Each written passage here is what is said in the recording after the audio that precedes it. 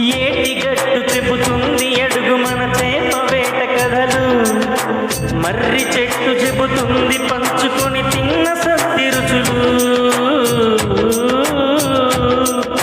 చెరుగు తోట చెబుతుంది అడుగు ఆనాటి చిలిపి పనులు, టెంటు హాలు చెబుతుంది ఎన్టీఆర్ సంటు బొమ్మ కథలు. పరిగెడుతూ పడిపోతూ ఆ నూతుల్లో ఈత కొడుతూ ఎన్నేళ్ళో గడిచాయి ఆ గుర్తులనే విడిచాయి.